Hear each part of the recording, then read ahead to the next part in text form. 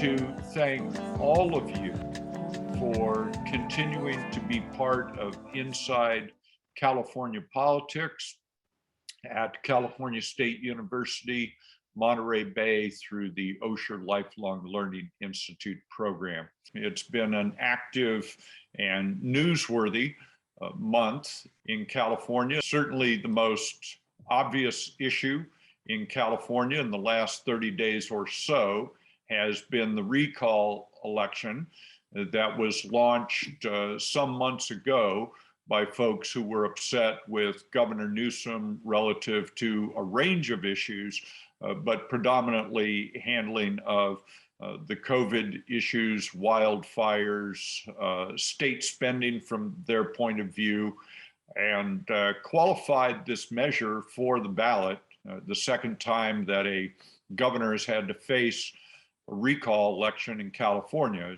2003, of course, the voters of the state of California did in fact recall Governor Gray Davis as governor and install Arnold Schwarzenegger as the governor of the state of California.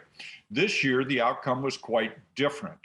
The issues that were present were issues that were of serious concern to people, but on balance, the belief of the voters by 2-1 was that recall, whatever issues there may be with the governor, by a 2-1 margin, the voters of the state of California who chose to go to the polls decided that they wanted to retain Governor Newsom in his position and reject the basis of the recall. And in so doing, also saying that the apparent alternative to our incumbent governor, Gavin Newsom, was going to be Republican radio talk show host Larry Elder. And he received the highest number of votes for replacing Governor Gavin Newsom, but that was far less than a majority, even among those who were seeking to replace the governor. So Governor Newsom comes out of the recall election in a very, very strong position relative to re-election in 2022. The governor had, during the recall and during that first year of the two-year legislative session, had a number of opportunities for dealing both substantively with challenges to California as well as the political issue of the recall. Chief among those during the legislative calendar in the first year of the two-year session certainly were the twin issues in California of how to continue to deal with COVID and how to deal with the raging wildfires, which are probably not an outlier in terms of, gee, this just happened this year, next year, last year, not going to really be an ongoing issue. It clearly is an issue. It relates to the issue of climate change in California, how that is manifested every day in every way, whether that is measurable sea level rise, whether that is fire seasons, which are longer and more devastating due to the continuing drought in California, which, if we look back 10,000 years in California, is more the rule than the exception. California is basically, in very large geographic part, a desert. And we have, over the last few hundred years, enjoyed somewhat of a different climatic reality in California than has been the case for a very long time. So the issues around climate change and extending droughts, making the droughts making the fuel load in wildlands drier and more of it has certainly caused the wildfires to have a more profound impact. Additionally, of course, in California, we have, over the last 100 years or so, continued to march into the forested lands, or the urban wildland interface, as planners are fond of calling it. In other words, we as human beings are moving more and more into rural, forested, and wildland areas. And as a consequence of that, when a fire occurs, we see more human impacts in the sense of structures being lost, lives being lost, dreams being extinguished, etc. So there's a combination of issues which mean that this wildfire business is not the same as, let's say, having an earthquake, which happens and then you recover, and then many years later, hopefully, there's another earthquake and you recover from that, do some planning and so on. Wildfires are in a place in our environmental reality now where this is not a one-off, not something that, well, we went through. Remember back in 2020 and 2021 when we had those fires? My goodness, sure glad we're past that. Well, we're not past that. That isn't going to be the case. We will continue to have wildfires in California. And listening to folks, both climatologists, environmental folks, resource agency experts, and so on are telling us that this may in fact be something like a new normal. And how California deals with that from a policy perspective is going to be a continuing challenge for the governor. So the twin issues of COVID, which currently is one which the governor is moving his way through from a policy perspective. He's moving his way through. Schools are open, children are back in schools, much of the economy is open. County by county, health officers are, based on the science and the data largely, are changing masking requirements, whether it's outdoors or indoors. There's still a bit of a patch quilt in California on this issue, but by and large, the trend is less hospitalizations, less cases, less deaths, and certainly hospitalizations and deaths in California are not much different than any other state, in that predominantly it is among folks who are unvaccinated with regard to the COVID pandemic. And so what we're seeing in California right now, and the governor's hope and legislature's hope, and I think probably all of us hope, that what we have seen is perhaps the worst of COVID, and in our state anyway, with more than 70% of folks eligible to receive the vaccine have received 2 shots, or in the case of one of the vaccines, the 1 shot that is needed. And now California is starting to move through the booster shot part of COVID. So what we're seeing there from a political point of view is auguring in favor of the governor.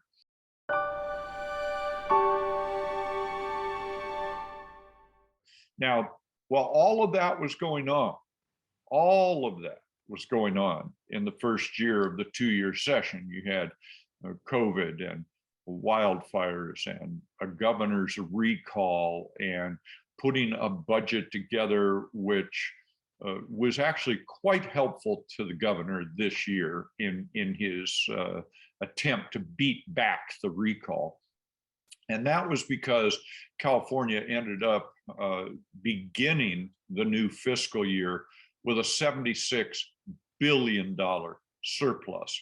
And that's a combination of money from the federal government that was unanticipated, relating to a range of policy issues. The federal government was sending money to the various states for various purposes. California received its fair share of that money, some of which, not all of which, but some of which was unanticipated. That goes into the general fund. But largely this was because we found that the revenue estimates and the caseloads estimates relative to the budget year were off a bit, which is to say that the personal income tax, sales tax, capital gains tax, all performed over the estimates, and caseloads were slightly less than the estimate. So lower caseloads, higher revenue coming in meant the state had a very large surplus.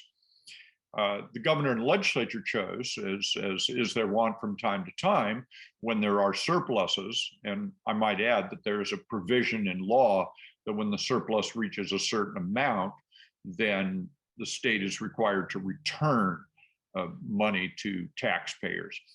The choice in this case was to meet a range of deferred issues and trying to take those one-time revenues that reflected this big surplus and try to find places where you can spend the one time, because it's hard to be able to truly estimate how much of this very large surplus ends up being one-time revenue as opposed to recurring revenue.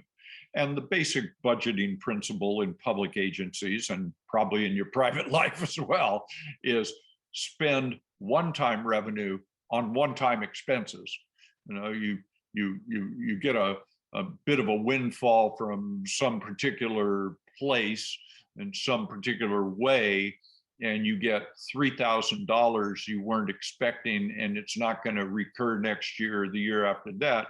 Well, you might spend that $3,000 on a one-time expenditure. You might take a nice vacation. You might get a second car. You might pay down some credit card debts. You might, whatever it is you do. But what you probably wouldn't do is spend that on recurring expenses. Something where, gee, I put $3,000 over here and spent it, and now I'm going to have to come up with $3,000 every year. So the state's in the same situation, trying to distinguish one-time capital gain money from increases in the personal income tax.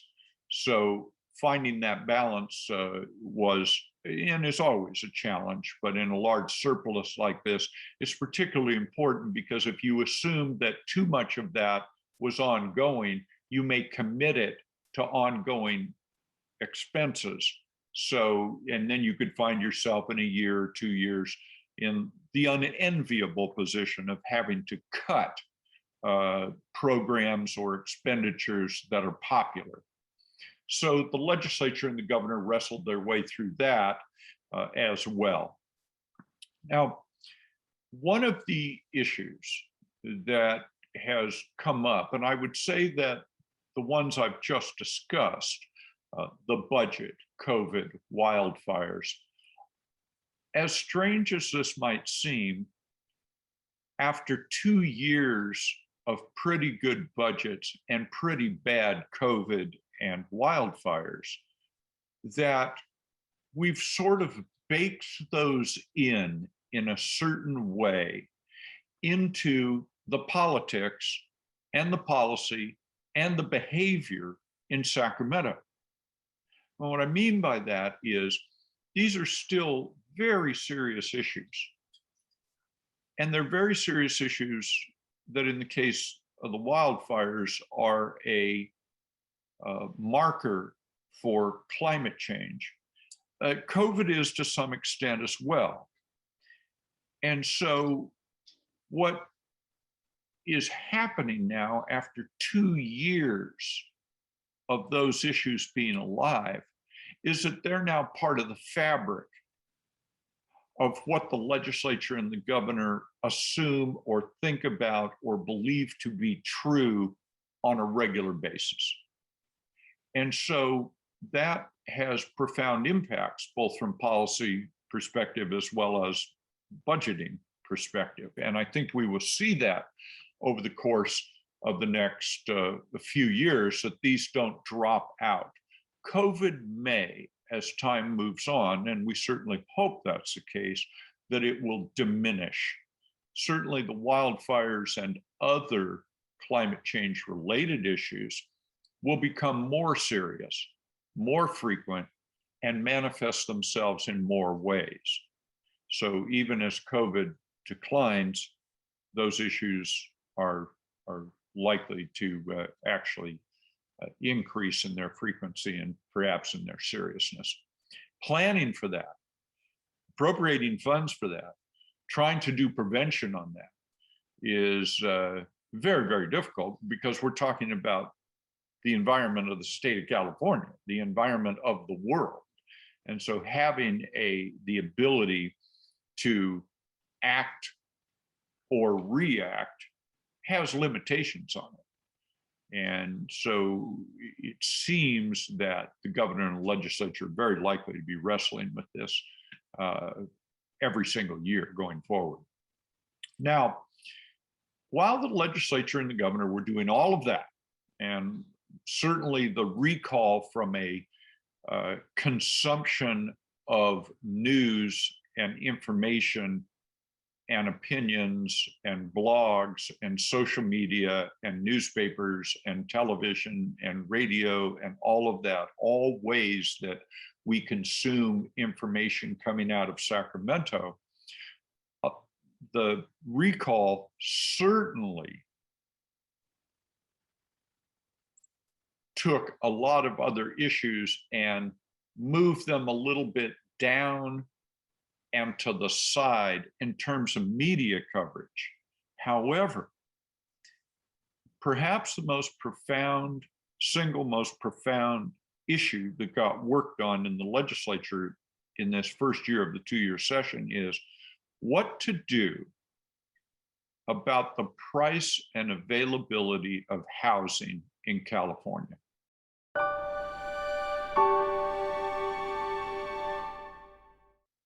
The legislature over the last few years, together with this governor, have decided that housing is very important to them. And they have taken a series of actions, started with Senate Bill 35 a couple of years ago, which says that a local government must approve a multifamily housing proposal if it meets certain affordability requirements. If it does, it's a ministerial act by the local government. It in effect creates a by right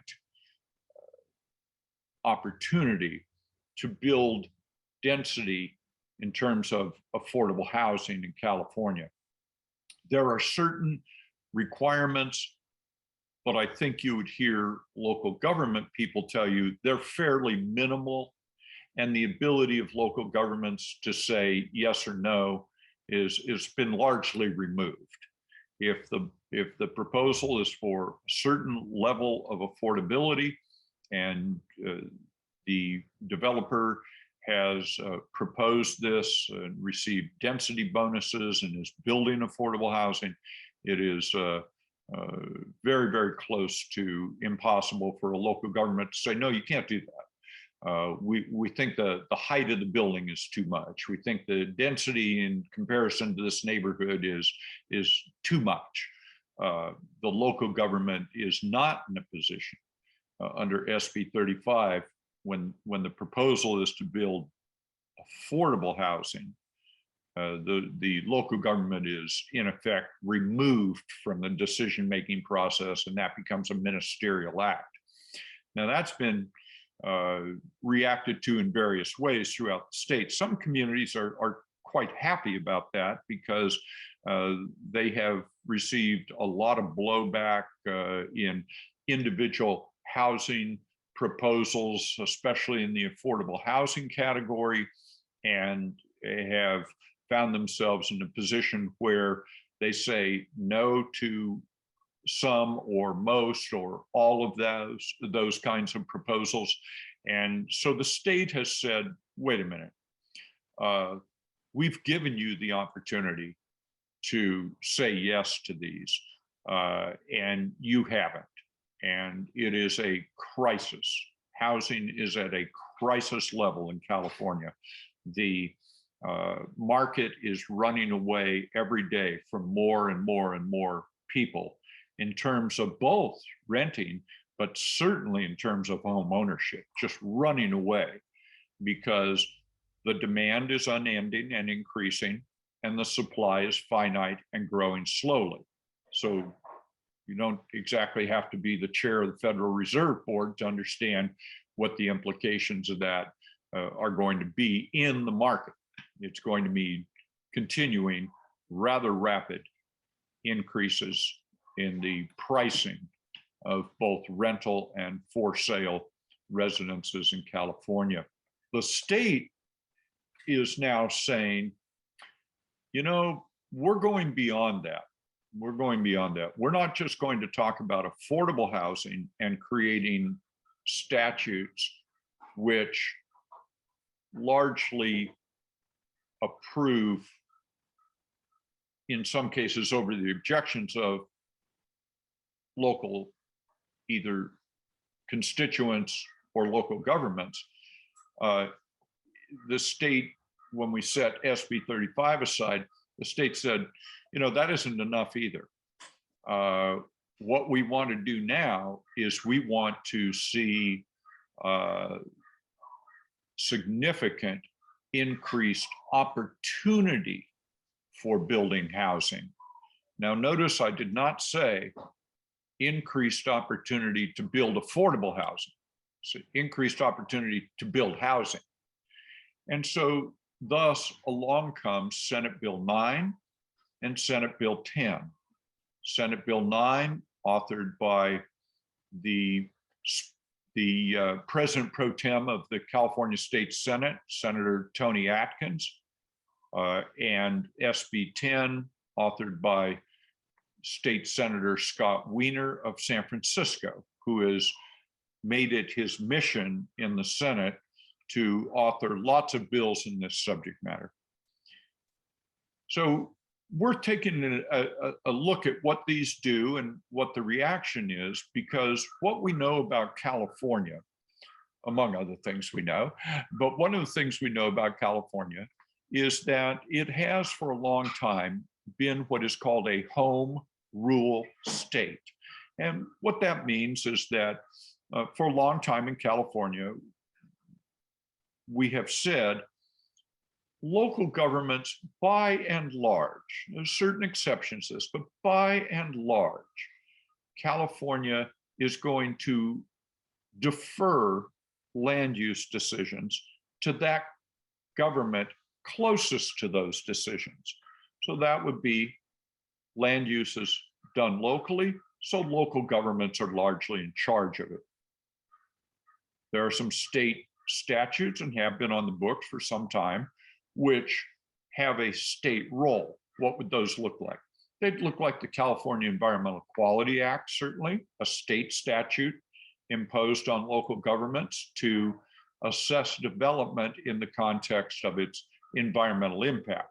CEQA is not an outcome driven process, which is to say, CEQA itself does not determine whether a project can be built or not built. It provides input on the subject of environmental impacts, creates the opportunity for mitigation of significant environmental impacts, but retains the ability for local governments to make the decision in the light of the environmental impact review. So CEQA has been part of the fabric of land use in California, and some would argue it's been abused from time to time. Some would argue that it's been very effective in requiring an environmental lens through which all development, whether it's a small individual project or it's a larger project, whether that's housing or commercial or industrial, whatever it might be, that there's an environmental lens through which we will be evaluating development. And that's been the case for a long time in California. Certainly, the notion in California of the California Coastal Act. So the voters in the 1970s adopted the Coastal Act in California. Roughly 70% of our population lives within about a 1.5 hour drive of the coast. What we know about coastal resources is that as in any part of the oceans, in any part of the world, as you get closer to the coast, the variety and density of marine life becomes greater and greater and greater. So the nearshore coastal waters in California are the nurseries and the living space for significant portions of the marine life in our California coastal world.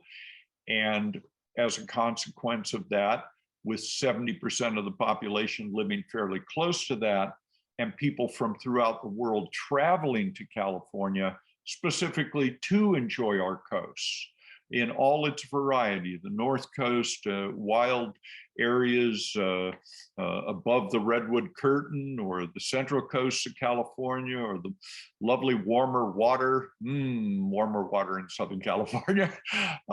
The people come from all over the world to enjoy California's beautiful coastline, but that means that it is under tremendous pressure to continue to be a diverse and healthy ocean space.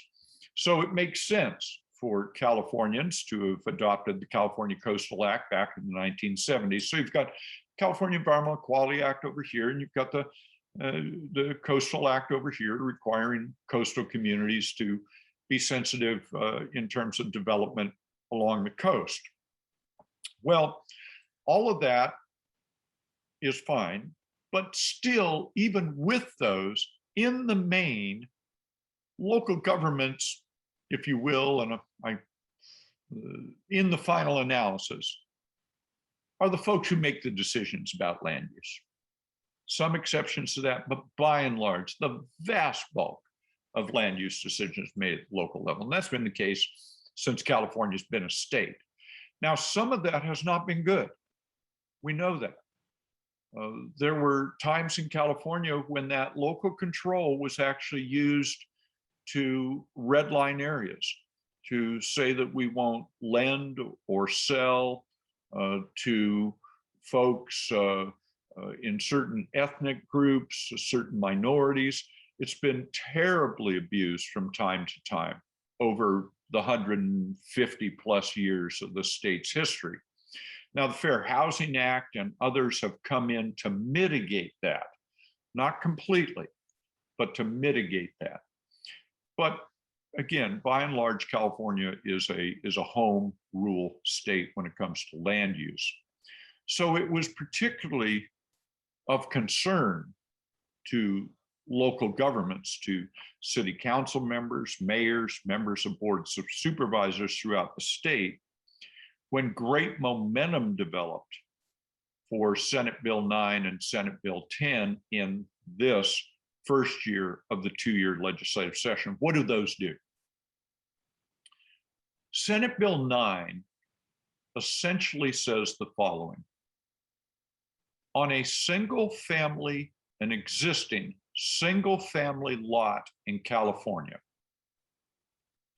you are by right allowed to build an accessory dwelling unit.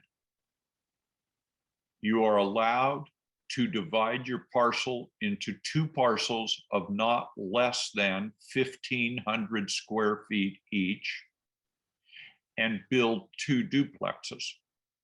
So depending upon how you want to calculate that, that's either a 300 or 400% increase in density in terms of all residential lots in the state of California. Now, a very serious and thoughtful and well-researched analysis, I believe it is out of the Haas School. I can be wrong on that. I'm going to want to check that to make sure. I believe it's out of the Haas Business School at the University of California. Has indicated that of all the lots in California, and you take out the ones that have a geologic hazard or a slope problem or this or that, there's about 730,000 lots that would automatically qualify.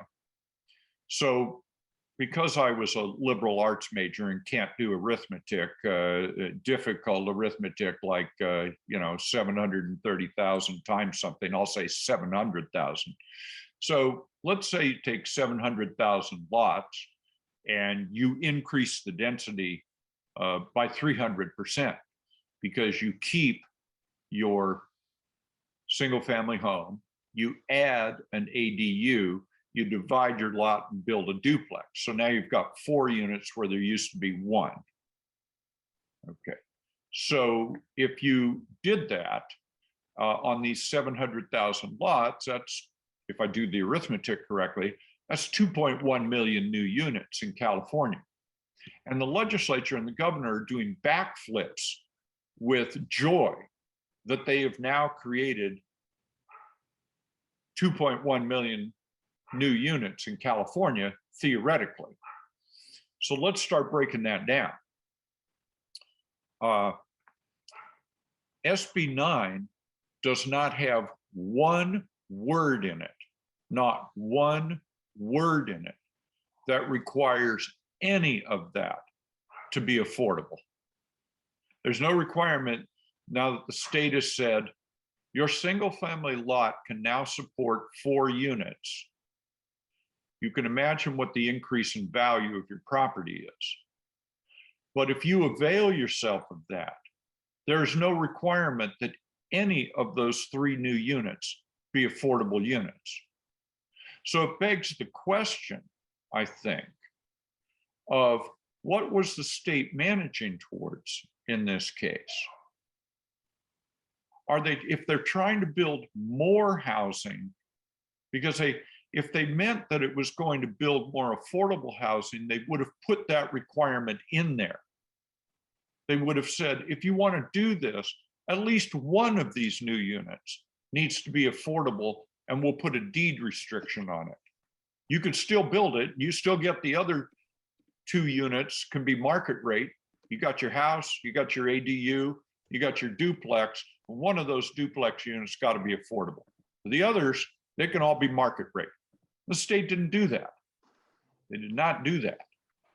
So, query, what is the belief system that led the legislature and the governor to think that by tripling or quadrupling density in urban and in every environment in California, that the price of housing was going to go down?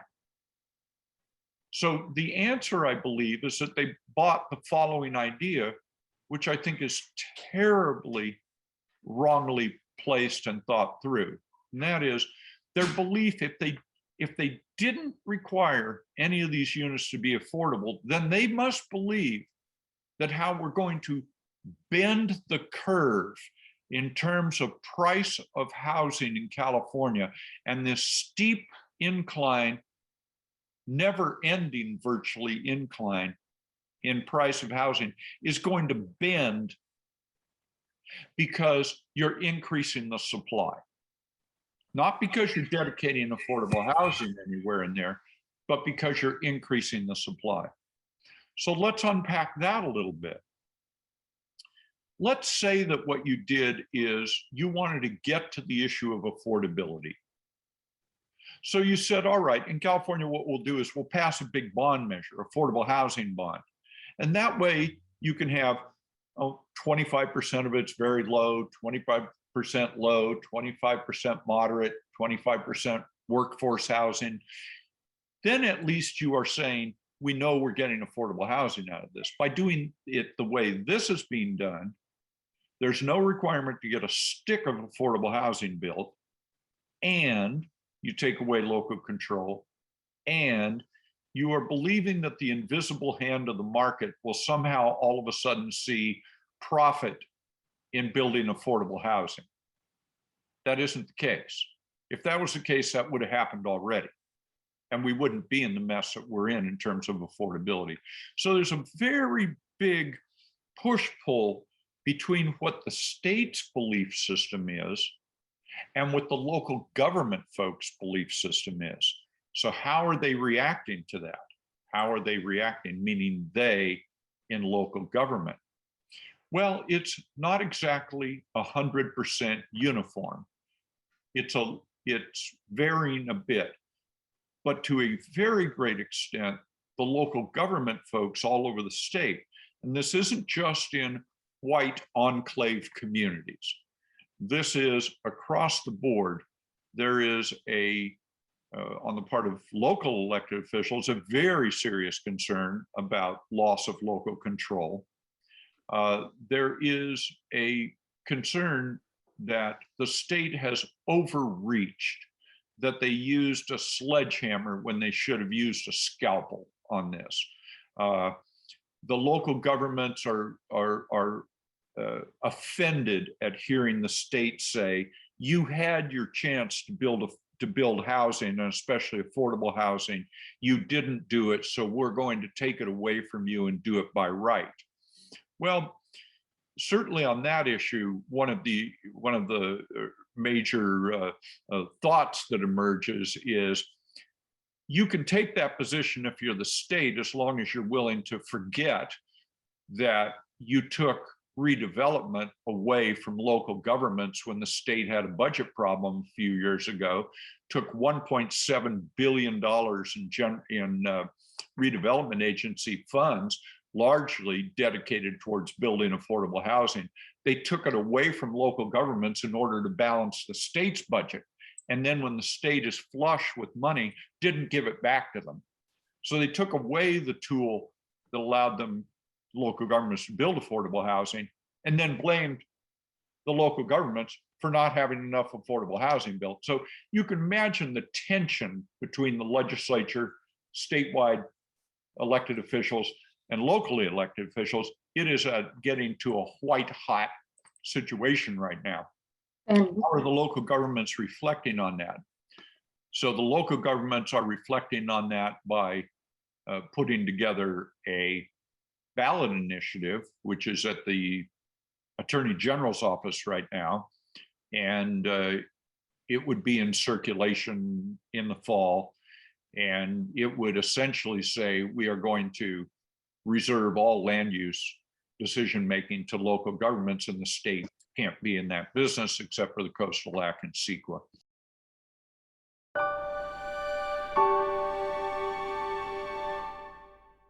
What we're looking at right now is the legislature is out of session. They are in recess right now for the first year of the two-year session. They will go back into session for the second year of the two-year session in January of 2022, and they will be in session till about the end of August, early September of 2022.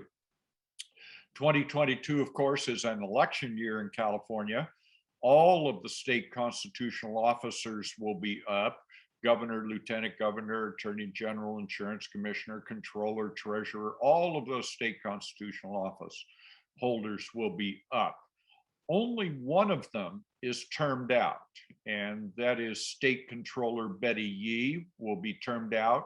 All of the rest of the state constitutional office holders are finishing their first term of the two-term limit on state constitutional offices, and most folks expect that all of the constitutional officers who can seek re-election will seek re-election. So the one office on a statewide basis that will be an open seat would be the office of state controller, and there are a number of candidates who are maneuvering to get on the merry-go-round we call the state constitutional officer merry-go-round, because once you're on that, you are instantly in the conversation for governor or the United States Senate. Speaking of the United States Senate, we will have a United States Senate election next year where appointed incumbent Senator Alex Padilla will also stand for election, as will half of the 40-member California State Senate and all of the 80-member state assembly and all of our House of Representatives delegation from California, which will be reduced by 2 seats based on the reapportionment of House districts throughout the United States as a result of the census. California will lose a couple of seats. Texas will grow another seat, other states, and so on. But California will still have the largest congressional delegation in the nation, reduced by 2 seats. And so next year, we will see a very active and robust statewide election. There will be, I suspect, a couple of very significant ballot measures, both in June and in November, that we're likely to foresee, one of which will, I think, go to the issue of this state local control of land use and what is the best balance in that. So we are seeing our 2022 ballot become both significant in the primary in June and in the November general election. By the time we get to that, of course, California's legislature and governor will have dealt with another cycle of the California budget, which they will begin in January, on January 10th, when the governor is required by the state constitution to submit a budget to the California legislature. And so the governor proposes, the legislature disposes of the budget by the end of June of 2022, places it on the governor's desk so the governor can use his blue pencil authority to reduce or eliminate any line item of spending. What the governor can't do, as you know, is increase any line item of spending. So we should look forward, I think, to forward in the sense, maybe not with joy, but certainly with anticipation of the 2022 second year of the legislative session.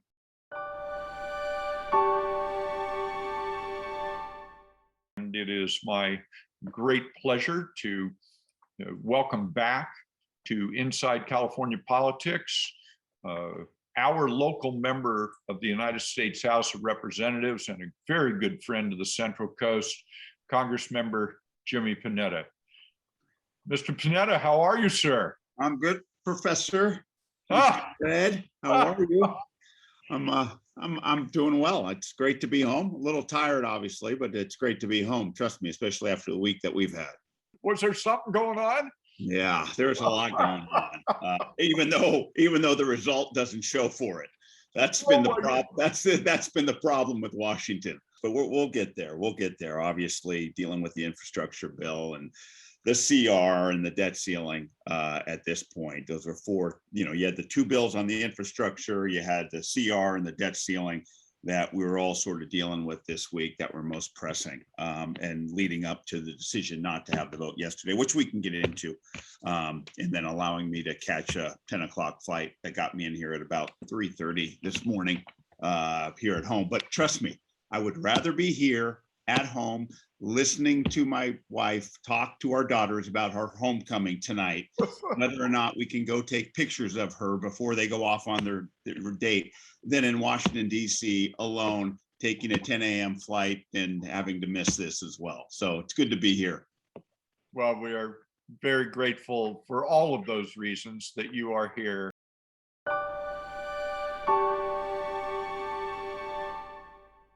The issues that are consuming Washington, D.C. are significant, and they have a direct impact certainly on both the state of California and our local community in the Central Coast of California. From a distance, it looks to me, and perhaps it's because I spent time in a legislative environment where with a situation where one party controlled things. When I was in the legislature, Democrats controlled the Assembly, the Senate, and the governor's office. When Governor Davis got elected and it aligned the legislature and the executive branch, that the Republican leader came up to me on the floor of the Assembly and said, "Good luck working with the governor of your own party." know, as if, if you think this is just all going to go smooth, you haven't been paying attention. So it's fair enough. Each house of the legislature and the governor reserve and respect and jealously guard their own independence and their own role in this thing. And it certainly seems like that's analogous to Washington, D.C. Certainly there are some differences. Seems to me the most significant one is the power of an individual United States senator to be able to attempt to bend the entire process to their individual will. But regardless of that, it does appear, Congressman, as if there is progress being made. Both the president and both houses of Congress are making that kind of incremental progress, which frustrates people. But I think you are right that so long as there is dialogue, process going on, it may appear to be glacial, but as long as it's going on, then you're managing towards an outcome that may be consistent with what voters said, either in individual districts or throughout the country in the 2020 elections. So where do you think we are in all of this, getting both the big infrastructure bill and the reconciliation, which is a human infrastructure, it seems to me, kind of bill? Where do you think we're at? What's your thoughts about when you go back to DC in a couple of days, what you're going to be facing, sir? Look, I think what you talked, it's funny, as you were talking about affordable housing, or well, the lack of in this district. I don't know if anybody has read this Robert Kagan article in the Washington Post that came out. I was just had time to catch up on it this morning. Pretty interesting article. And the reason why I focused on it is because David Brooks, he does his Friday op-eds, which I like to read. And he referred to this article because, what he wants to do is, and understandably so, and what we can do, or at least have an opportunity to do now with this infrastructure package, major infrastructure package, is to, as he says here, redistribute dignity back downward, which I think is very important. And he goes on to say that, most of the money per capita in the infrastructure bill goes to a number of places that are Trumpian, to be honest with you.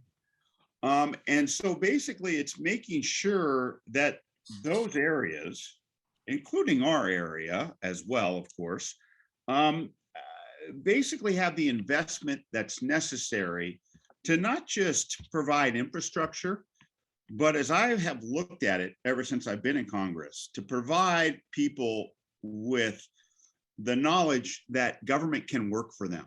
Mm-hmm. And that's pretty much what I've said ever since, not just that I've been in Congress since 2017, but also especially throughout this pandemic, that now more than ever, government needs to work for people, but people need to believe that government works for them. That's right. Right. Good point. Yeah. And I think that's kind of the underlying foundation of this Kagan article, is that there are just too many people nowadays that don't believe government's works for them. So why should they have loyalty to government, loyalty to our institutions, and therefore they're having loyalty to individuals? Now, that's why I think this infrastructure package is so important. Now, just backing up a little bit, I should have thrown in there, it's exactly why we passed the American Rescue Plan, to be honest with you, because I do believe, I wholeheartedly believe, as well as the president and most members, or at least of the Democratic Party, believe that the ARP was necessary because we weren't out of the woods yet. We still aren't out of the woods yet when it comes to this pandemic. So having that type of focus on the pandemic, that type of extra relief funding that really came down directly into our communities, significant amounts, especially here on the Central Coast, was very, very important to continue the fight. This was even before we knew how explosive the Delta variant would be. So that was very important. And like I said, it helped us not just provide that relief, but create that sense that government is working and government can help you. Infrastructure obviously is something that at the federal level has been neglected for a very, very, very long time. And it's easy to sit there and talk about having an infrastructure week like the past administration did on a number of occasions. But as we are seeing, it's a lot harder to have an infrastructure legislation that can get passed and signed into law. Right. Now, on that note, Fred, you talked about the one-party control, and I'm kind of setting the foundation here for where we're at on these bills. Look, I get it, and a lot of people think, well, look, you're one party, you're in control. Why can't you be like Sacramento more? And the fact is that one, our control is very limited. Like you said, it's down to 1 or 2 senators over in the House. It's a simple one person majority, and that's the vice president. That's not even a senator. The one that gives us that majority is the vice president coming into vote because of the political makeup of the Senate. And in the House of Representatives, it's only 3. We have a 3-person majority. So you take that and combine it with the big tent party of the Democratic Party. It's not that easy as you're seeing in Sacramento. It's not that easy as it was back in the days of LBJ or FDR, when they had anywhere from, I think, a 40 to 60 person majority in the House of Representatives. So mind you, compare that to where we're at today, where we just have 3 people. Yeah. Tie that in with the diversity, which we're so proud of the Democratic Party. It makes it very difficult, and we are seeing that right now with the 2 bills that you mentioned and how we're trying to put these together. Now, the 2 bills that you mentioned, Fred, are obviously the bipartisan infrastructure package, which is hard infrastructure, roads, bridges, rails, airports, seaports, rural broadband, very important, and a number of other traditional infrastructure aspects are significant amounts of federal funding invested in those areas. And then the second package is what you refer to as a reconciliation package, the human infrastructure package, as I'll call it, the Build Back Better Act, as it's referred to. Now, the bipartisan infrastructure package is exactly that. It's an infrastructure package that was passed out of the Senate that had, I think, 19 Republican senators, including Mitch McConnell, if you can believe that. So therefore, it is truly a bipartisan package. Now, that got sent over to the House of Representatives, voted on, passed overwhelmingly out of the Senate on a bipartisan nature, as I said, sent over to the House of Representatives. Speaker Pelosi wanted to sit on that for a while to ensure that we not only have that, but we have that human infrastructure package, and that's the reconciliation package. Reconciliation is a budgetary process in which you can pass these major forms of legislation as long as it affects the budget, as long as it's all about the budget. Clearly, this human infrastructure package is something that does that. And so basically, the human infrastructure package focuses not necessarily on hard infrastructure, on families, if you ask me. So it extends the child tax credit. It extends the earned income tax credit that we expanded through the ARP. It extends that, which are very important. In fact, the child tax credit, since we've expanded it, starting in July, it's reduced child poverty throughout the nation by 40%, just in the few months that we've expanded it. It's amazing. The earned income tax credit is obviously very important to focus on those who are working, giving them that tax credit at certain economic levels to make sure that they have that tax credit to incentivize them to continue to be in the workforce if they're at a certain economic level. Free community college, universal pre-K. These are some of the areas that we're talking about in that reconciliation package. So I mention a few of these things because obviously, well, not obviously, but you're not going to get Republican support on those types of issues. So therefore, we can use this process called reconciliation, where we don't have to get 60 votes to get past the filibuster. All you need is 51 votes to do it. And so the plan early on was, obviously we had I'll call it what we call it the BIP, the bipartisan infrastructure package. We had that, but we wanted to hold it to let them pass the reconciliation package under reconciliation, send that over, and then we pass the two together. Right. Why? Well, because we had Democrats, as we're seeing, we have Democrats who don't necessarily want just the BIP. They don't necessarily want just the bipartisan, the reconciliation package. They want both. So it was sort of a balancing act that is very, very difficult to do, as we're seeing, as was highlighted this week, even by somebody as so masterful and talented as Speaker Pelosi. Yes. Still very, very difficult to pass both of those at this time because of our slim majorities, like you said, in the Democratic Party. And those were all the machinations that we saw this week. So there was a group of martyrs. Now I'm kind of advancing the conversation a little bit. There was a group in regards to the BIP, the bipartisan infrastructure package. There was a group of moderates who basically threatened to withhold any vote on the reconciliation package unless they voted on the BIP right away. So we had that package from the Senate. They wanted it voted on. We had it on the table. We could pass it, send it to the president. We could get something done. And mind you, there are a number of people that's what they want to see, and I get that.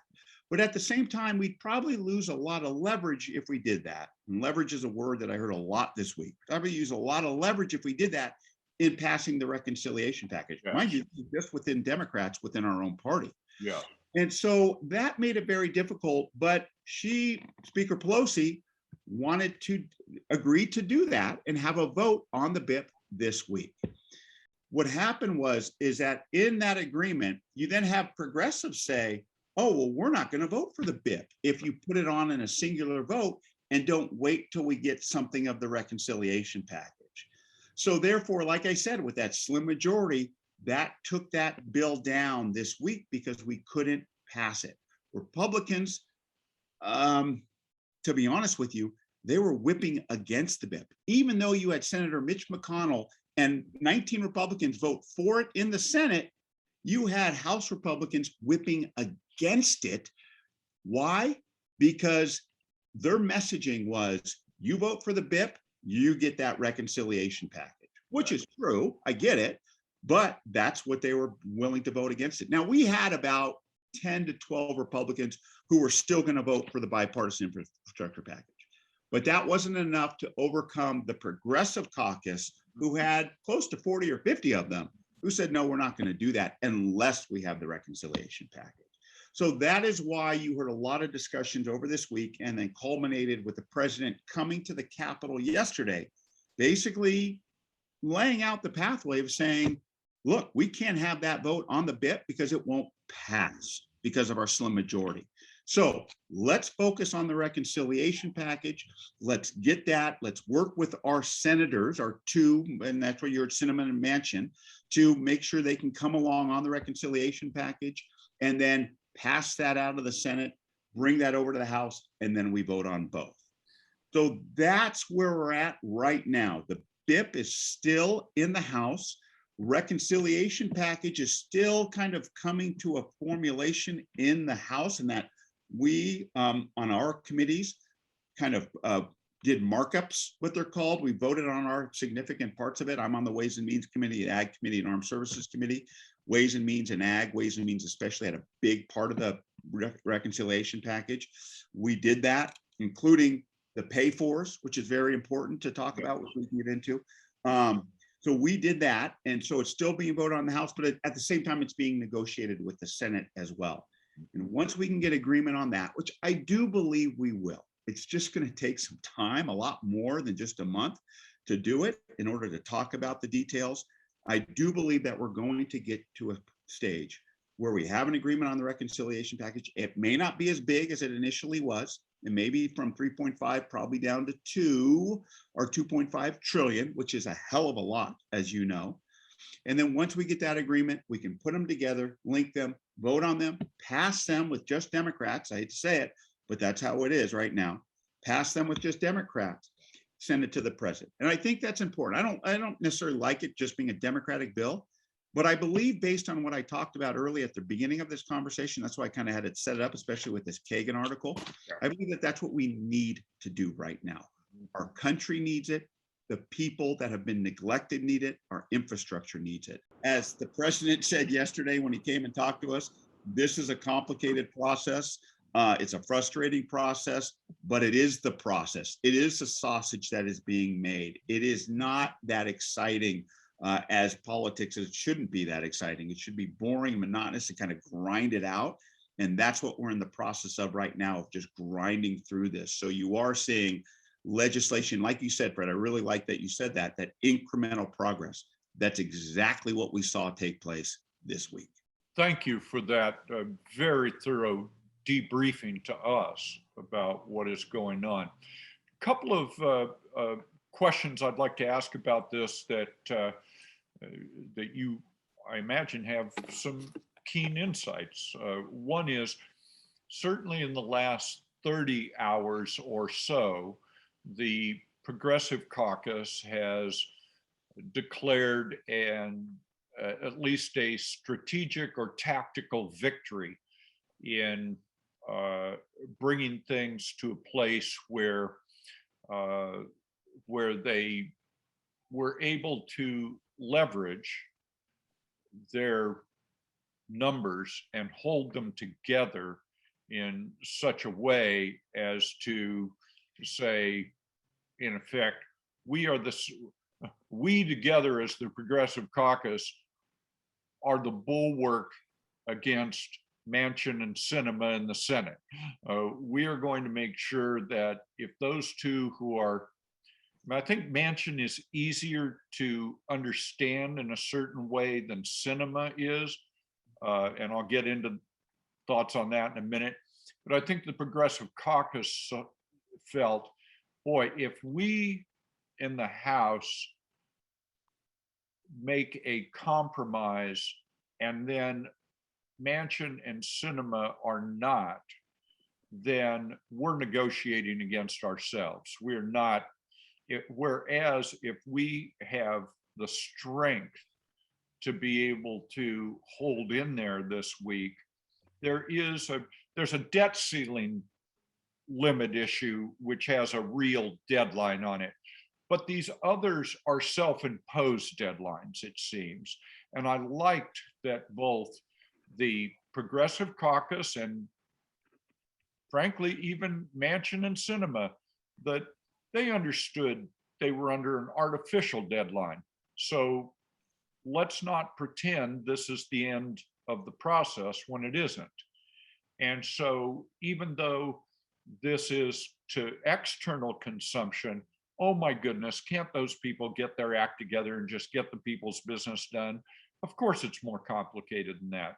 But it seemed that the Progressive Caucus had a pretty major victory by holding their folks together, which means that this process is likely to be one where there's movement from the right and the left, if you will, within the Democratic conference in the House, and senators are less conference driven and more individually driven in the Senate. So I wanted to get some observations from you on that. The other one is, if I could raise it, and we talked about this last time you were on Inside California Politics, and that is in the convention, Democratic convention, 1988 in Atlanta, the question all over the convention was, what does Jesse want? And they were talking about Jesse Jackson, and they were talking about his ability to control a component part of the delegates. He wasn't going to get the nomination, but he walked into Atlanta with a number of delegates who were going to, at least on the first ballot, try to leverage, in effect, the progressive wing of the party at that time into both who the nominee and what they said and what they committed to, and what the platform contained and so on. There's a bit of an echo in that for me with regard to Manchin and Sinema. Now, my sense is that Manchin may be a little easier to discern what Manchin wants than answering the question, what does Sinema want? It seems to me that from a tactical point of view, what Sinema wants is to be the last senator to make a deal. That she'll reveal what it is she wants as soon as she's the last person you go to, as opposed to Manchin, who is in a state where he doesn't have a lot of maneuvering room. So he's pretty straightforward on, well, 3.5 trillion is, I can't choke that down in West Virginia, but I might be able to choke down 1.5 trillion, which probably means, as you said, he can choke down $2 trillion. And of course, I am just parenthetically, I'm bemused by, my party running around going, oh my God, only $2 trillion? I mean, God's sake, $2 trillion is a lot of damn money and will carry you a long way. But regardless of that parenthetical thought, but I think Sinema is more difficult. She's from a state she appears to want to carve out. She's the new John McCain for Democrats. I'm a bit of a maverick, and I'm going to hold my stuff close, and I can go this way or I can go that way, depending upon what the right thing to do for my state as she determines that. And also withholding really what her price is the wrong word, because that is too cynical, and I'm not cynical about things, but what the circumstances are for her and what the needs are for her. So I'm wondering if you have observations on both the Progressive Caucus in the House and especially Senator Sinema. Yeah, no, I think Maureen Dowd, if you read this morning's New York Times, Maureen Dowd does her weekly op-ed, and she hit exactly on this issue on Sinema. And she said, although her name is spelled Sinema, it should be Sinema like cinema, because it's such a show that we're watching. That's Maureen's words, not mine. Yeah.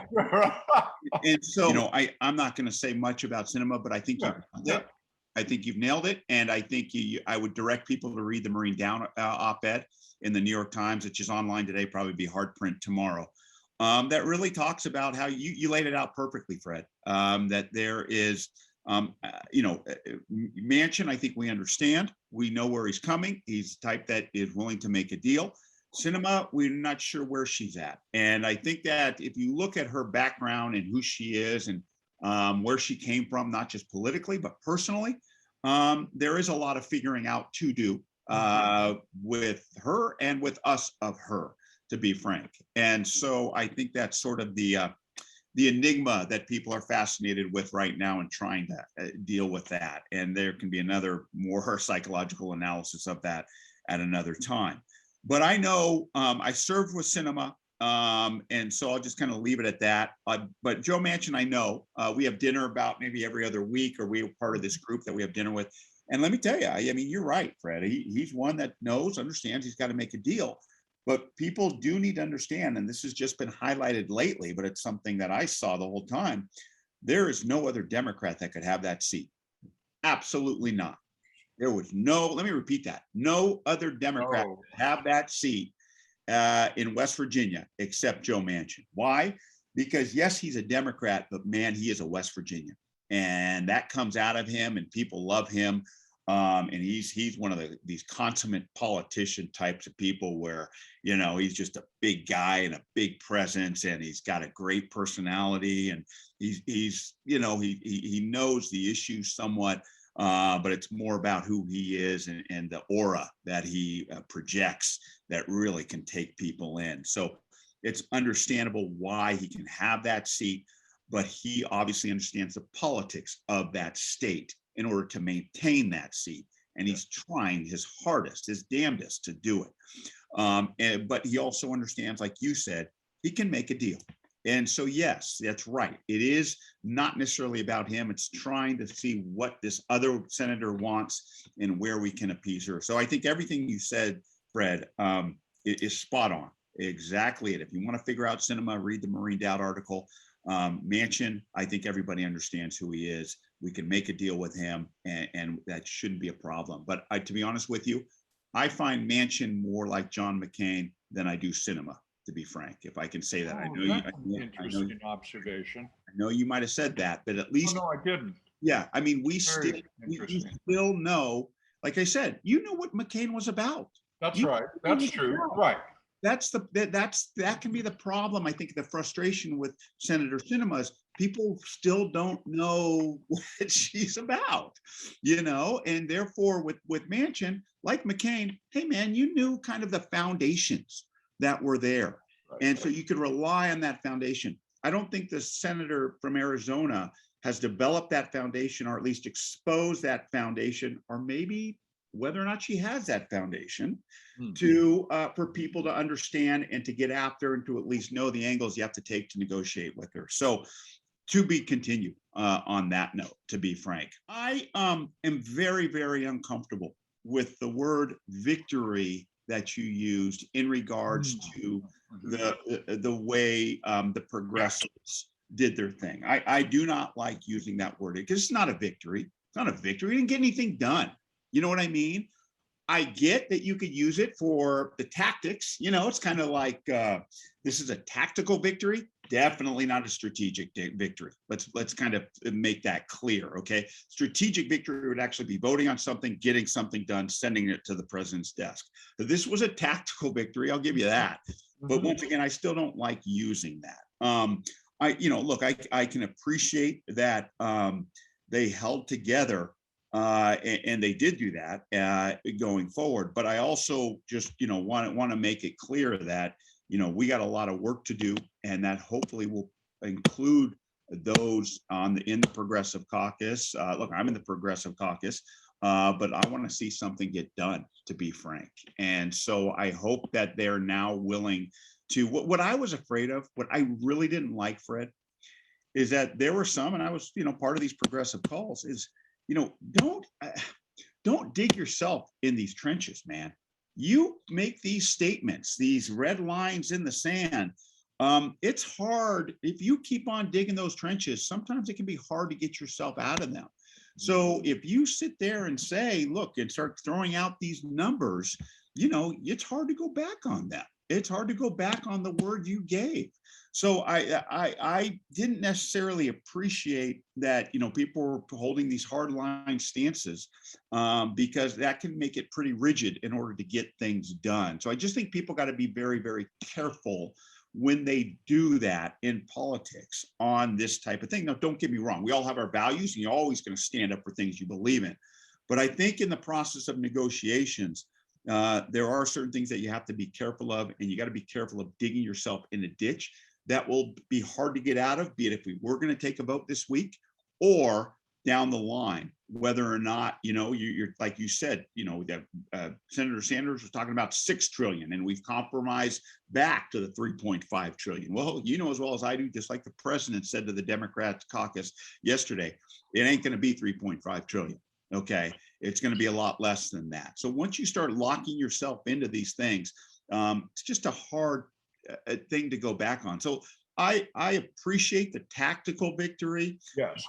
I don't necessarily like the way it was done, in the sense that you just got to be very, very, very careful in how the lines that you draw will prevent you from crossing it when you really need to get things done at the strategic level. Thank you for that. I wonder about another aspect of this, what your sense is, and what I want to do is I want to bring in the president now.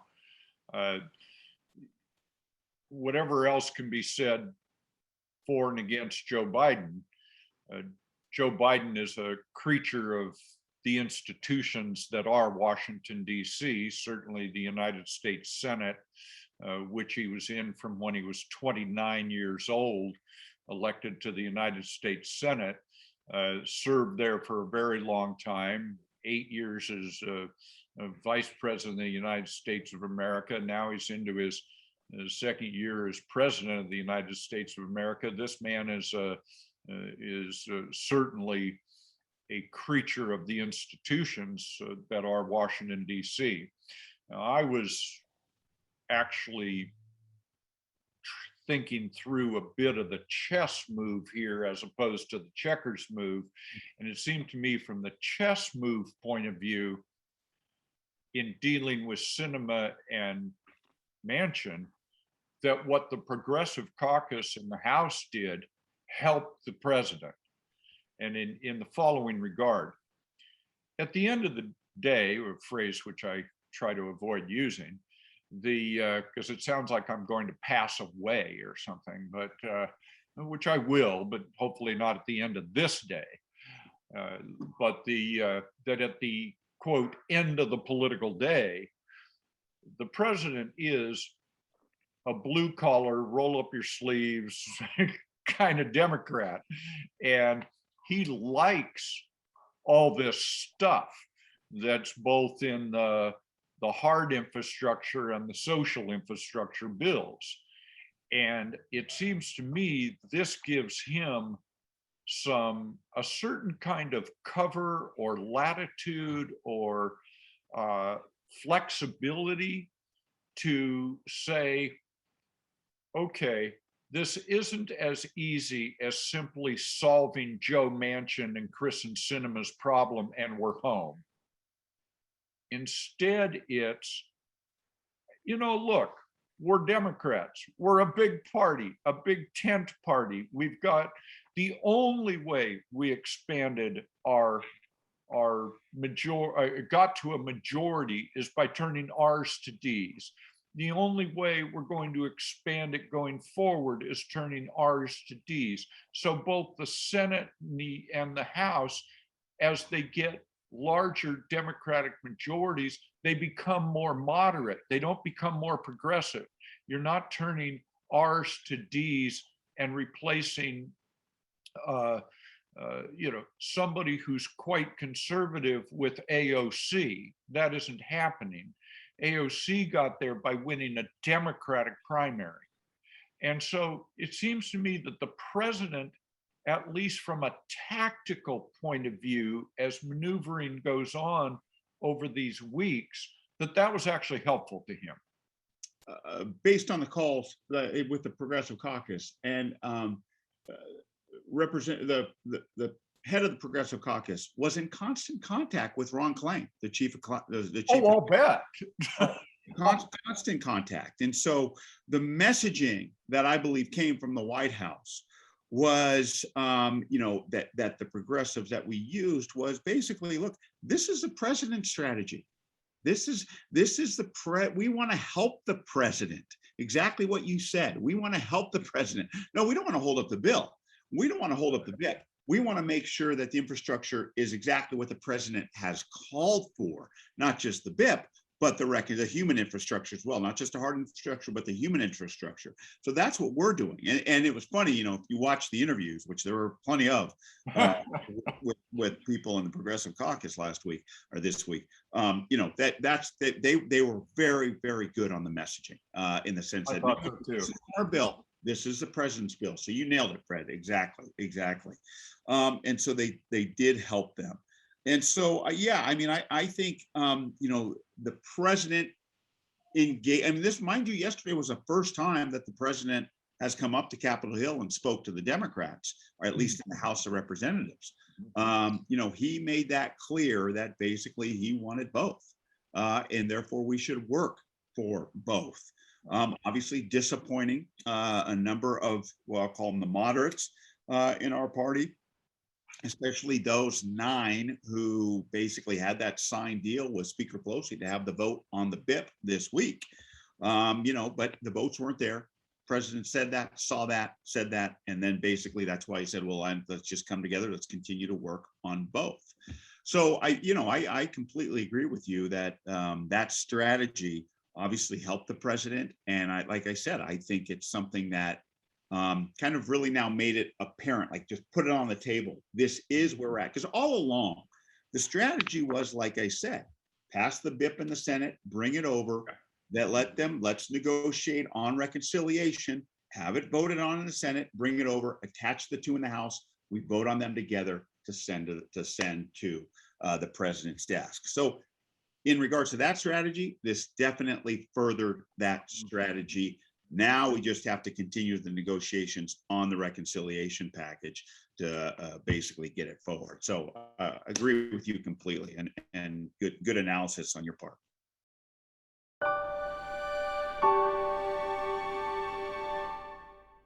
I'm going to take a bit of a step outside merely focusing in on California politics. I wanted to talk to you about, since last time we were together, the United States has withdrawn basically all combat troops out of Afghanistan, and we have seen a quick collapse of the Afghan government and the installation of a Taliban government, which, despite its public relations efforts about being the new sensitive Taliban, that it is in fact the same old Taliban.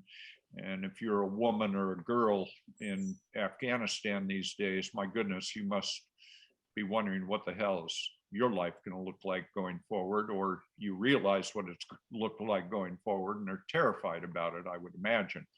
But this is an issue which, if I could boil it down, seems like good idea to get out of Afghanistan, bad execution of how it was done, thus raising issues in the international community about the United States and how it operates. This was, it seems to me, not our finest hour, either for Afghanistan or ourselves or our relationships. And with Afghanistan occupying the position it does, with a nuclear India and Pakistan and China and Russia all wanting to take advantage of this uncertainty and somewhat chaos in Afghanistan, it seems to me that, again, getting the hell out of there, good idea. Getting the hell out of there the way we did, whether it was foreseeable or not foreseeable, really poorly done. And I'm wondering, you are a United States military veteran. You served in Afghanistan, for which we are grateful to you. I can dislike the war and still respect the hell out of the warrior, and that's what I do in your case. I am wondering if you feel, especially as a veteran and as a member of the United States House of Representatives, what your thoughts are on how that rolled out. Yeah, no, I appreciate that, and obviously thank you for your words. This week I'm on, like I said, I'm on Ways and Means, I'm on Armed Services, and I'm on the Ag Committees. And this week we did, it's funny, on Wednesday I spoke at all three, and what we had on Wednesday was General Milley, Secretary Austin, as well as General McKenzie, who was in charge of Afghanistan, come in and basically put themselves up for questioning in the Armed Services Committee. And I fortunately had an opportunity to ask a question. And a lot of what I said there is what I'll say today. First of all, I completely agree with you, Fred, that 70% of the American people, if not more, were for the withdrawal from Afghanistan. Okay, it was a popular thing to do. It was the politically correct thing to do. It was the policy correct thing to do. And we were for that. And so I think, though, what happened is that what we were left with was a bunch of bad choices, and the president had to pick from all of those bad choices. And so he made the best choice out of from a number of horrible choices that could be made. And therefore, the way that it came about was, you're right, I think it could have been done better. And therefore, it's a difficult thing to analyze if you're just looking at, though, the 2 months of withdrawal. Mhm. And I think that's what people need to realize, and that they have to open their aperture. They have to open the analysis, not just on the 2 months of withdrawal, but on the 2 decades that we've been there. If you're going to have a thorough review of the withdrawal, if you're going to have a thorough review of why we were there and the strategy that was there as well. Now, as you mentioned, I served there. And what I can tell you is that, look, you had close to 800,000 men and women in uniform who served in Afghanistan over those 2 decades. And so you're going to get a number of opinions from those service members about their time in Afghanistan. But you also have to realize, and as you know well, Fred, that when those who serve are all about the mission, they're there to complete a mission. My mission was as an intelligence officer with the Special Forces Unit, that, to be frank, was assigned to go after bad guys. We did our mission, we did it well, and I'll always be proud of my service over there in OEF. And I'll always be especially proud of the men and women that I served with over there. And what I told this panel this week, and what I tell people in the district, is do not reduce the service of 775,000 men and women down to a 2-week chaotic withdrawal. Do not reduce the sacrifice of 2,461 men and women, the ultimate sacrifice, down to a photo of a C-17 on a tarmac there at Kabul International Airport. You can't do that. And obviously with your opening comments, Fred, you understand that you can't do that. So I appreciate that. But I do believe that there is continued questions that need to be asked. And that, I think, was the problem. As I kind of looked at it and analyzed it, that the withdrawal left more questions than answers. So, yes, we withdrew, but wait, isn't there the opportunity to go back in? Yes, we removed all our intelligence capabilities. What is this over the horizon capability that you're talking about? Is it what we saw with that drone strike that horrifically killed that family? Well, that sure as hell isn't going to work. There were a number of questions. So yes, we withdrew 122,000, which was the biggest logistical effort, and I think it's something that we should be proud of as a military, that we did that, withdrawing 122,000 over a limited period of time within a month. Amazing.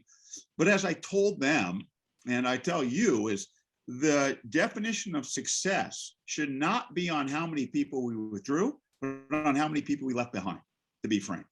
And I think that's very important. And I say that not just kind of as a slogan. I say that because, damn it, I'm still hearing from family members here in the district who have family members in Afghanistan who have absolutely nobody to turn to right now. Who do we got? We don't have anybody. We have people in Pakistan, nobody in Afghanistan. We withdrew everybody. And so it's withdrawing the troops before the civilians, withdrawing our resources there, leaving people, our SIV recipients, their family members, the vulnerable Afghans there, not being able to have a significant plan forward to how we remove them. So you bet it's a very difficult thing that needs a proper analysis, not just of the withdrawal, but obviously the whole mission there. And in reading The Economist a couple of weeks ago, they focus on something that I think is very, very important. And they focused on the corruption in the Afghan government. And so people talk about, okay, what was our strategy there and why we were there and going forward. And I get that, as they should. But we relied on the government. But man, this government, as they said, from birth certificates to death certificates, it took bribes. Okay, that's just how they operated. And therefore, we kind of encouraged that by bolstering up this type of government that was absolutely corrupt. And therefore, it has a government that's more concerned with individuals than institutions, more focused on individuals making money, making a buck, than them building up institutions that can last. And therefore, when we withdrew, we really didn't have those institutions that could survive. What we had is a bunch of individuals who basically saw us withdraw, who saw, basically no longer being able to have the money and make the money that they could. They say, okay, we're done. Let's make deals with the jihadists. Let's make deals with the Taliban to basically protect ourselves. The US isn't going to protect us. We better make deals to do it. And so that's when you saw the Afghan military collapse, you saw the government collapse, you saw the president just disappear completely because there was no institution that was put in place based on the values that we should have.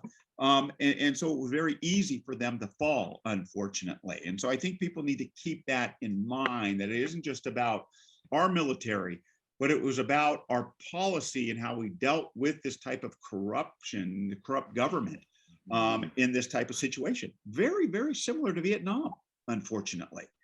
And a lesson that I think we failed to learn and maybe have yet to learn at this point.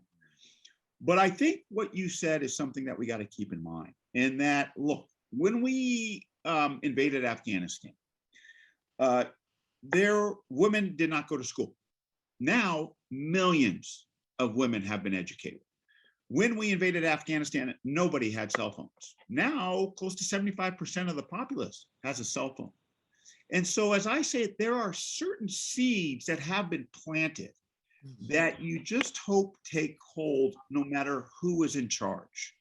And, you know, and I do believe it's our obligation, not just to live up to the promises we made to the people we said we're going to remove, but also to encourage the human rights values and what we've done so far to lay that foundation to make sure that they take hold and actually grow. Obviously going to be very, very, very difficult with this Taliban regime, who you cannot trust as far as you can throw them. I think we knew that. We were, because of the chaotic withdrawal, we were forced to rely on them to get people to the Kabul airport. But you just can't trust them going forward.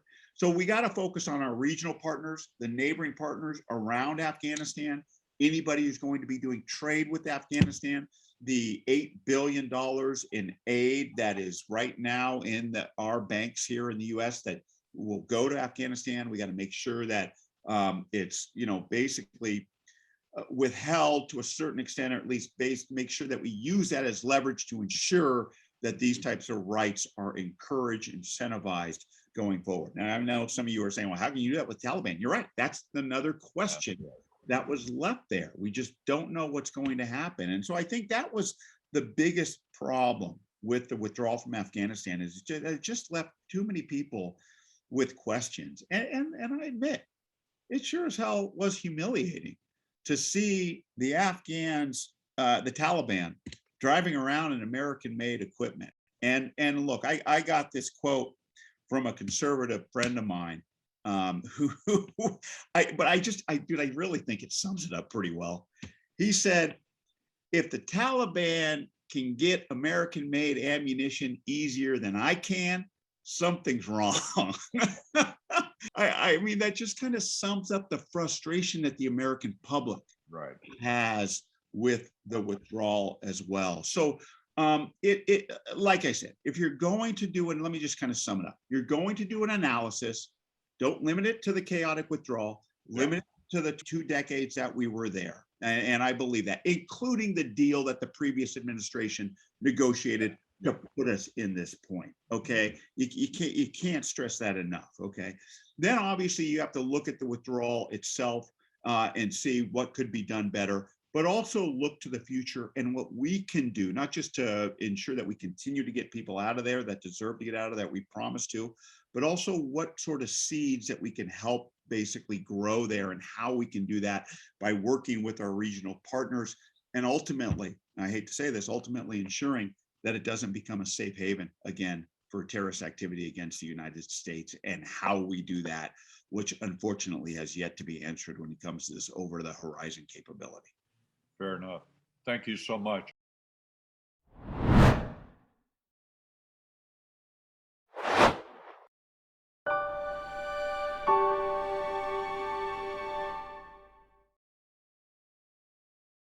You know, look, the president put forward a budget that was about 700 billion, basically reduced it from Trump's NDA, National Defense Authorization Act. In order to pass that, though, out of the Armed Services Committee, in order to pass it out of the House, Republicans put an amendment that I voted against to increase it by about $25 billion. And therefore, that passed. I voted against it in Hask. I voted against it on the floor, but it did pass with Republican and Democratic support. And that's why we did that. So I think you have to, when looking at the NDAA, it's easy to look at the dollar value. I get that. I understand that. And there obviously are a lot of things that it goes towards that bolsters our military might that may not be necessarily needed. But you also have to look at what we were able to do in the NDAA to help our troops and to help the communities that support our troops. So look, a big part of this NDAA was sexual assaults. Obviously seeing what happened to Vanessa Guillen in Texas. And there were a number of pieces of legislation to basically prevent that from happening to soldiers and sailors and Marines, females who are in the armed services, women who are in the armed services, so that there is a proper investigation going forward. And that's what we were able to create out of the NDAA, a new kind of sexual assault team of prosecutors that are willing to just look at sexual assault cases and certain other felonies when it comes to those types of crimes, which is very, very important. We upped the pay raise for military members, which is important. We included a bill of mine that deals with basically making sure, and look, I hate to say this, but look, there are members of our armed services that have to use food stamps, unfortunately. However, there were certain members that would get a BHH, a basic military housing allowance, and basically that would disqualify them from getting food stamps. Well, my bill would say, no, you cannot look at the BAH. You have to allow them to get those food stamps if they need it. Look, I'm sorry that I have to say that there are military members who serve our country that need food stamps, but that's the case. Right at this point, and therefore now my bill, which was included in the NDA, basically ensured that they can get that necessary support. It's the least we should do, to be honest with you. So there are other certain areas. Yes, we focused on the hardware, but we also focused on software. Just like last NDA, we ensured that there was a base renaming commission so that we don't have military bases in our United States that are named after Confederate soldiers. So there is a lot of good being in the majority that we can do, understanding that we're going to have to pass an NDA because we're going to have to support our military, but we can also put certain aspects in there that make it a little bit more progressive and basically keep it up with the times and the values that are important within the military. And that's our role basically as Congress members to do that. But you also have to realize what we have here on the Central Coast. And look, I get it. We don't have the presence of Fort Ord anymore. And it's amazing how people sort of forget the contributions of the military to the Central Coast. But I'm happy to remind people that, look, it brings in $1.4 billion to our local economy. Our military installations employ over 15,000 men and women here on the Central Coast.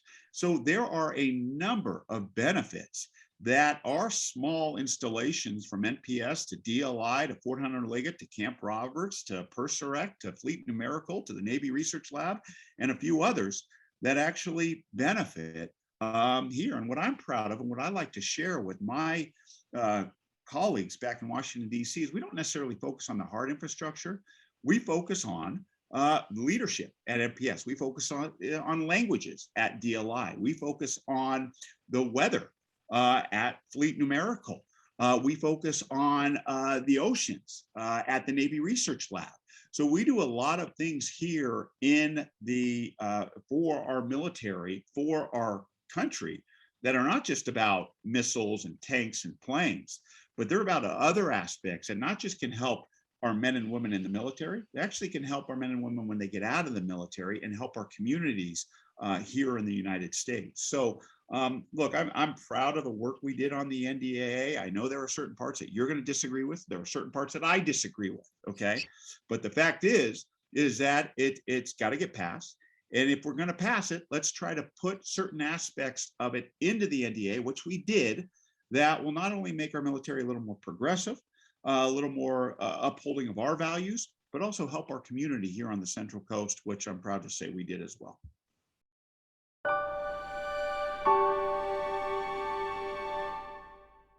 that's a tough thing to answer. One, because I don't like answering it, because I do believe that almost everything in that is very, very beneficial to us. I mean, like I said, not just with the hard infrastructure, but as I mentioned, free community colleges. As somebody who went to a community college, I'm very proud of my time there. I see the benefits that community colleges can provide, not just for people like me who went there to then go on to four-year college, but obviously the vocational training that community colleges throughout our country can provide. Universal pre-K, how important that is. Medicare, to expand Medicare to cover dental, hearing, and vision is very important.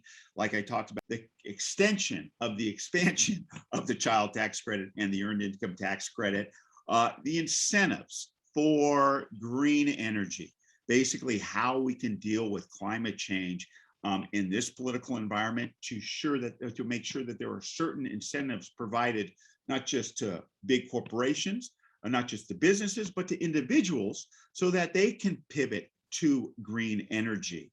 Obviously, I firmly believe that the best way that we can reduce our carbon output is by focusing on our transportation sector, focusing on our energy sector. In order to do that, as we're saying, well, first of all, I believe a carbon tax would be the best way to do that. Okay, hands down. Let me just digress real quick. I think that's the best way and the quickest way to do that. This administration, for some reason, was not inclined to focus on a carbon tax. And it was funny, though. You talk about the issues. One of the issues that Sinema, I don't know if this was in a negotiation. It might have been, because what the president told us is that he has spent tens of hours, almost on close to 100 hours, negotiating with those two senators. Let's keep that in mind. I failed to say that earlier when we had focused on those two. But this is, they have been negotiating. And one of the things that Kyrsten Sinema wanted was a carbon tax. And so they started to look at a carbon tax right now. Look, if that's something they want to throw in at the last minute and how they do it, a lot more work needs to be done as to how they do it. I hope they look at my bill that I worked with Senator Coons on, that basically provided a carbon tax, but then took some of that money and reinvested it into R&D, into communities of color, and also in job transitioning, going out of the fossil fuels into green energy. I hope they look at that as a foundation, knowing that Senator Coons is a good friend with Joe Biden, maybe.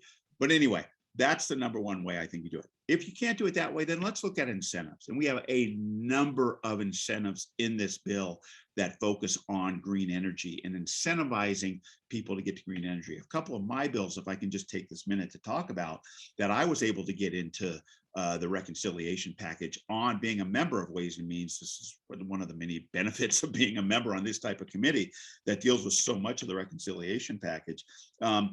Incentives for e-buses. So as you know, Santa Cruz Metro has a number of e-buses. They're not cheap. They're about $1 million or more versus a diesel bus, which is about 500,000. Incentives to purchase more e-buses. That was my bill. Something that's kind of popular for a lot of people, e-bikes. I actually got a provision there in incentives to purchase of e-bikes. Basically, if you meet a certain economic threshold, you can get an incentive if you buy an e-bike. We're seeing that basically how beneficial e-bikes are, and that they're not just about recreation, they're about transportation. And I can get into that a little bit later. Microgrids, obviously something that we are encouraging the use of. People are more excited to use these because we're seeing, not just with the extreme weather events we're getting, but our energy companies cutting off power to us. Now that people have their own little microgrids, be it at home, our businesses have them, or even towns. The town of Gonzales is putting in its own microgrid. They get an incentives to do that. The controllers for microgrids, we put a tax incentive to do it. And then also something called a linear generator, which basically being developed up in Silicon Valley. It's sort of kind of a long pole that has magnets on it that goes back and forth. It's another way to produce green energy that's really coming along in a lot of good ways. And so those types of incentives. So those are areas that I was able to get into, put those into the bill. It's those types of incentives along with those other areas that I hope stay in there. If you were to basically say, what areas get kicked out? That's a tough one, man. I don't even like answering that. I hope that first of all, let me just say, I hope that there's none that gets kicked out, because I believe in this bill, especially as being as playing an instrumental role on the Ways and Means Committee to have this role. I hope none gets kicked out, and it shouldn't get kicked out. Let me tell you why it shouldn't get kicked out. We pay for this bill. Okay, we pay for it. Okay, we don't put it on, we don't burden our future. We don't add to the debt and deficit. We actually were able to come up with certain revenue measures that were able to pay for this bill, from dealing with our international taxes, dealing with those making over 400,000, being a surtax on those that make over 5 million, talking about certain provisions, like I said, in the corporate taxes, basically adjusting those accordingly, raising those based on certain monetary amounts that you make. So there are some really ingenious ways in which we pay for it. So I'm not going to answer your question, because I don't think any should be kicked out of it, because I think it's a great bill. But more importantly, they're all paid for.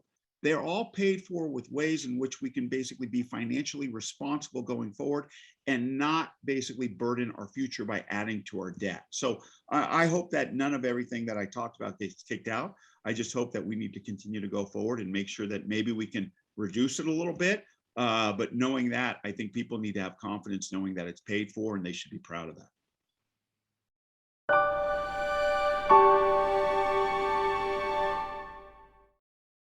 Yeah, excellent question. Look, a good friend of mine in Congress is Tom Suozzi from New York, Long Island, another state, including Connecticut, New Jersey, and obviously California, that absolutely took a big hit because of the TCJA back in 2017 that basically put a cap on the state and local tax deduction at $10,000.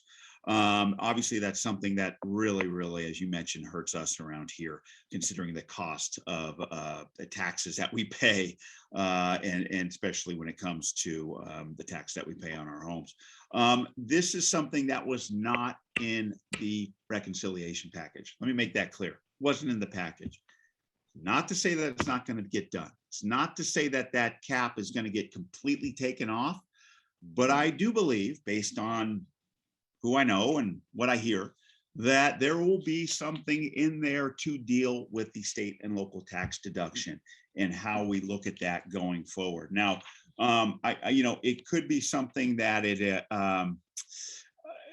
may not get rid of the cap, but may get rid of the cap, permanently, may get rid of it for a couple years or something of that nature. So I think that you got to realize that it's not in the bill right now, but I have confidence that SALT, as it's otherwise known as, will some sort of finagling, some sort of deal will be had to benefit us here on the West Coast, especially here on the Central Coast, especially with the large amount of taxes that we pay. What exactly is that will be has yet to be decided, but I can tell you I'm pretty confident that something will be put in there when it comes to adjusting that cap. How's that?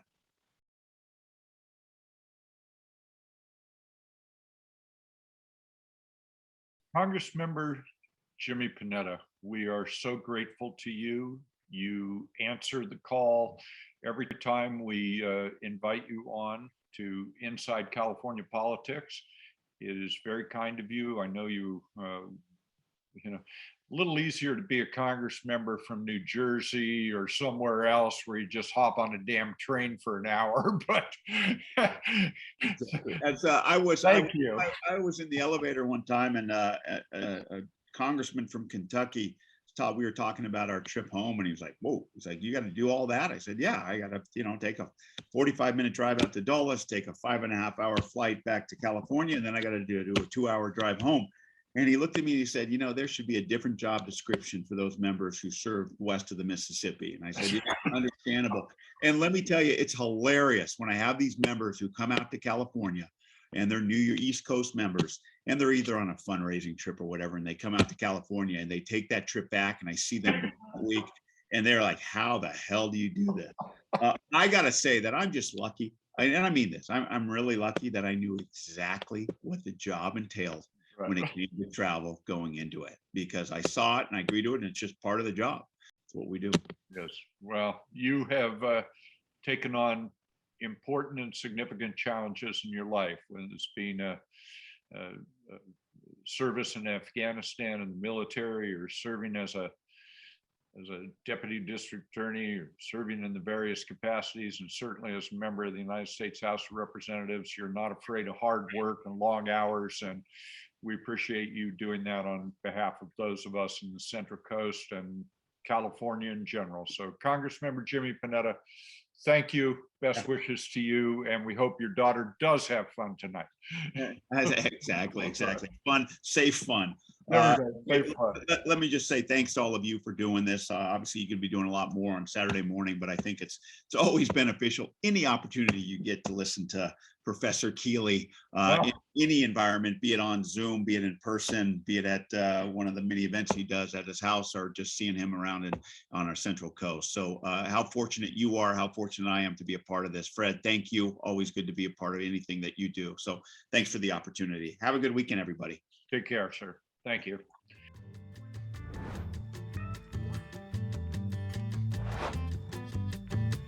If you enjoy this program today, consider making a donation to the Osher Lifelong Learning Institute at Cal State Monterey Bay.